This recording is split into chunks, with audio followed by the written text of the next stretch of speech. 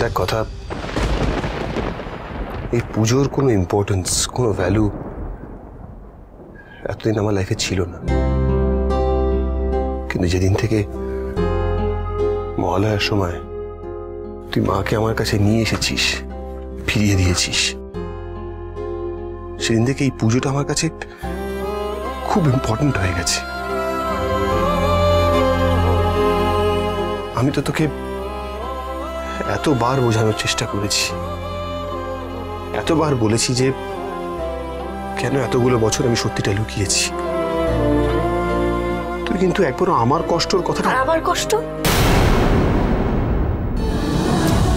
আমার গর্ভের সন্তান আমার কাছে থেকেও দূরে ছিল এতগুলো বছর, আর এই কষ্টটা আপনি আমাকে জেনে শুনে দিয়েছেন পাচক মশাই। আপনি কি ভেবেছিলেন চিকির ব্যাপারে জানার পর আমি মাপিনকে দূরে সরিয়ে দেব? এতগুলো বছরে আপনি আমাকে এই চিনলেন? আমি জানি তুই এটা করতিস না, কিন্তু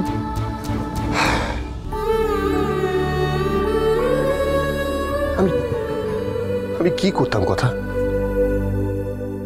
চিকিকে যখন আমরা হারিয়ে ফেলেছিলাম,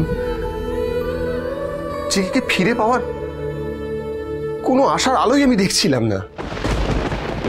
মানছি আমি একটা ভুল করেছি, আর সেই একটা ভুল ঢাকতে আমাকে আরো 10টা ভুল করতে হয়েছে। তো কি করবো এবার আমি? তুই বল, কি করব? এই সত্যিটা তোর থেকে লুকাতে এতগুলো বছর তোর কি মনে হয় আমার প্রবলেম হয়নি? আমি প্রত্যেক দিন ভাবিনি এটা? তুইও আমার থেকে মুখ ফিরিয়ে নিয়ে এইভাবে চলে গেলে পর আমি কি করতাম? শোন কথা, আমার কথা কিন্তু এখনো শেষ হয়নি। আশা করি এইটুকু অধিকার আমার আছে যে কথাগুলো আমি তোকে বলতে চাই, সেই কথাগুলো আমি তোকে বলতে পারবো। আমার লাগছে, ছাড়ুন। তোর লাগছে না, তুই সরে যেতে চাইছিস, দূরে চলে যেতে চাইছিস আমার থেকে। পুজোর সময় কেউ কারোর সঙ্গে এরকম ব্যবহার করে? এই চয়েব আমাদেরকে একটা চ্যালেঞ্জ দিয়েছে, সেই চ্যালেঞ্জের জন্য তুই একটা আইডিয়া নিয়ে এসেছিস, সবাই তোর দিকে তাকিয়ে রয়েছে যে এরপরে আমরা কি করব, আর তুই সেখানে আমার থেকে মুখ ফিরিয়ে নিচ্ছিস।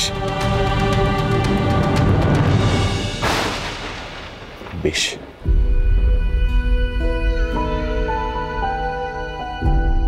বেশ।